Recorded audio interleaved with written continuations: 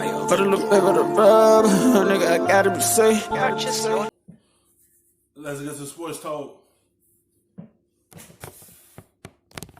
right, welcome back to The Jump. We're exactly 1 month away from the trade deadline. So I want to take this opportunity to identify the spiciest buyers and sellers heading into the deadline. Brian, which team most interests you as a potential buyer prior to the February 6th deadline? Well, this is going to be a bit of a surprise, but it's really developed in the last 10 days or so. The Atlanta Hawks. The Hawks, from an ownership level downward, want to improve their roster this year. They realize they're not going to be a playoff team. They have extra draft picks, and they are out there offering them around. Not only that, they have 3 big expiring. They got some players there. If players willing to go to Atlanta, because they have Hunter, they have Trae Young, they got some players around them, and they got Reddish. They got a whole lot of them. If people willing to go to Atlanta and put that together with them, especially the way Trae Young is playing, were you willing to play beside him and help Atlanta get back to the level where they was at a few years ago? Like before they drafted Trae Young, like if you willing to go to Atlanta, it's up to them. If they willing to be there with them, if they willing to land there, it's up to them. They got the assets that you would love to play with, but is somebody willing to go play with the young Hawks team? Contracts, Chandler Parsons, Alan Crabb, and Evan Turner that they can use.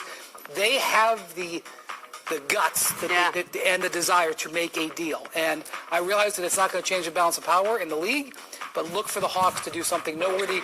Woj connected them to Andre Drummond. If it's not Andre Drummond, it could be somebody else. Yeah, I like that one, and I every time we talk about the Hawks in this light, I always like to point out this is what it means when you actually go for it. When you're trying to develop a culture of winning, they had much higher expectations this season than what's played out so far. They've been the worst team in the league. Yeah, and most teams would tank. Most franchises would say let's just embrace the. They wasn't trying to tank. One of their good players got suspended for taking substance, and it had a setback on them. They was looking to take another step with this young team, but Collins made a mistake by taking it, and it made this team look like they was tanking it. They said, we might just hang it up because of what happened to one of their pieces getting in trouble, and it made it a setback, and now they trying to move forward next year and trying to make the playoff next year. It's just like, can you bring someone that want to play with Trae Young, Collins, Hunter, Reddish? Like who willing to come play with them young up-and-coming players? Who willing to play with a future all-star point guard? Like who willing to come play with the Hawks team? Who willing to do that? I'm just saying, who willing to step up and say, I want to go to Atlanta and create something there with Trae Young and the young players around there? Tank at this point. The Hawks go the other direction, and I also think that Trae Young wants to see. Well, he wants some help. Yeah. And when he comes off the floor, the Hawks go right like this. Yeah. And no matter what they want to frame it, it's been a very disappointing season. Yep. And at the ownership level, they want to see improvement. That's the key. Ramona, who do you have? Well, I think the Denver Nuggets are an interesting team because they have the type of contracts that you can move. You have young players that could be included in trades and that teams are interested in. And they also have a team that has gone into a couple of funks this year. Like they have to. Team has championship aspirations. They invested heavily in their core players, and do they feel like they need more, or has Michael Porter Jr. shown them enough so far to where they say maybe he's our upgrade and we keep this group together? They play for tonight, Hawks and Nuggets. Yeah. I think that Michael Porter Jr. has clearly shown some flashes. He's shown some flashes. It's like once he continue doing this, he might be that upgrade for them. If he's not, they're going to try to go get them a player to help them get over the hump. Because you got Jurkic there, you got Murray there, you got Will Barton there, you got Harris there. It's like you got the players right there. But I feel like Michael Porter is going to come into his own once he continues to be on the floor. Once his minutes keep going, I feel like he'll be that player for them. Because they seeing it. That's why they not making no moves right now, because they seeing the player that they draft. That's what they drafting for. And he not just going to just burst out and just become a superstar overnight or become that guy for them. You got to give him time. He did have a year off. Players is just not going to jump right back on the floor after having a year sitting down and then so having to average 27. No, it takes times. Once he continue to take them steps, then the Nuggets will see what they have. And Nuggets could be championship contenders. Defensively, he's still a little bit of a mess. Offensively, he's unbelievable, I think, at times. But I think he's still learning, and I don't know how many minutes he's going to get consistently. I don't think Mike Malone, I mean, it's very clear Mike Malone doesn't trust him yet. Right. And I don't know if that trust is going to happen by the playoffs. Yeah. I've got the Heat, because I think the Heat are going to be a fascinating experiment because they're good in the Eastern Conference, but not great. And I think that they look at the East and say, maybe if we got the right player, we could really make some noise in the Eastern Conference playoffs. The problem with them is they want to also keep maximum cap space for the summer of 21. So it's going to be an interesting dance, I think, for them. What do you think? Yeah, it was hard because you can't tie up money. I mean, it doesn't take a lot to connect dots with them and say, hey, Kevin Love would really help them. But he makes too much money in a year where they want to keep their money. So I think the Heat is an interesting idea, but it's hard for them to maneuver. And they've really hit on some young players where they didn't have to do much. They got guys at G League who are playing consistent minutes. And I don't know who you can find to take Dion Waiters or James Jones. I think they're the most dangerous team going forward to make a deal. Maybe not this season. Players want to be in Miami, and then you're back. Watch out. Because you have a case of getting a player there. Because you got Jimmy Butler there. And you got these young players, and Nunn, Robinson, Hero, Leonard, Winslow. Like, you got the players there. Especially if you see Jimmy Butler there. You could go to Miami. That's a good team that's proven they one of the top teams in the East.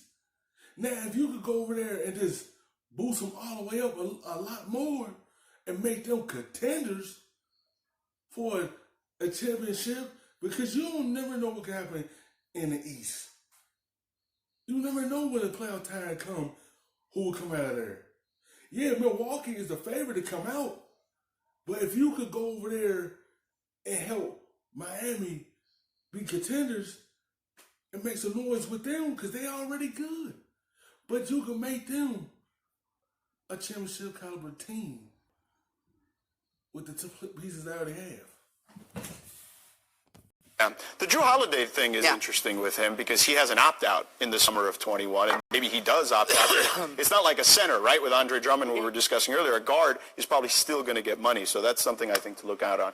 All right, let's switch over to the other side here. Ramona, which team interests you the most as a potential seller for the deadline? Well, I think Oklahoma City Thunder is going to be at the center of a lot of conversations because they've exceeded expectations this year, and they have a couple of players who a lot of teams would interested in. Now, so their phones are going to be ringing on Steven Adams, on Gallinari, on Dennis Schroeder. But the big question is, it's like Adams, he can score the ball.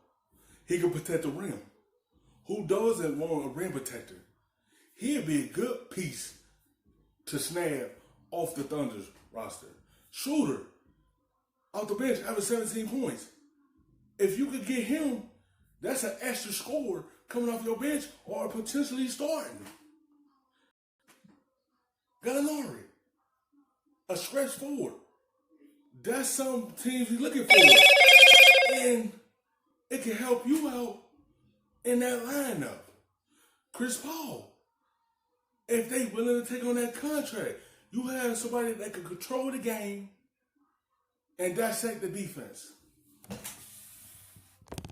do they trade Chris Paul? He has been great for them. He has gone into a situation that a lot of people were not, didn't know if he would embrace it. They didn't know how well he would play in the spot. He's been great for them, and he's the kind of point guard that if you're a team like Philadelphia, if you're a team like Denver, if you're a team that thinks you're one player away, do you start to look at that money and say, ooh, can we really take that? Can we really do that? Because Chris Paul this year so far is playing and looking like a guy who can help a contender. He looks like Chris Paul. Yeah. Yeah, that's what he looks like. Brian? I agree, because I think that the Thunder if they are willing to sell, they have the most interesting pieces that can change teams. But what if they don't? What if they pivot? I know. And they buy. Yeah. Oh, yeah. They have the assets for that, too. Certainly do. That's why they're interesting, because if their pieces come into the market, then that affects the market. But if they pivot, right, I think they control a big part of the market. So, like, what are they buying for, though? Like, the next core of the Thunder is not buying for is this not season. There. They're buying for the season to be what, the 7, 8, 6, 7, 8, maybe win a playoff series? Because it's not yet time to tank, especially since I don't think Chris Paul is going anywhere anyway. Right. You might as well take advantage of what he can bring to you. Yeah. I'm not saying that you're making a major investment, but why not make a minor investment and lock down your playoff position? Quickly, I have Portland. I think we've been talking about blowing them up for a long time, and this year seems to maybe be the right opportunity. I mean, do you go in and try to get the 8th spot, or do you just let things kind of unfold and maybe get a lot of... Because the way it's going with the Portland Trail Blazers, it might be time to split everything apart. Because this team this year, it got a lot of injuries going on, and they got a lot of weird pieces on this team that seem to don't match. Repicking, move forward from... I think Portland has to really lock in and wait until Nurkic comes back. Then figure it out. Right. Okay, fair enough. Thanks for watching ESPN on YouTube. For highlights and analysis, The best, stuffing them shits in the safe. Got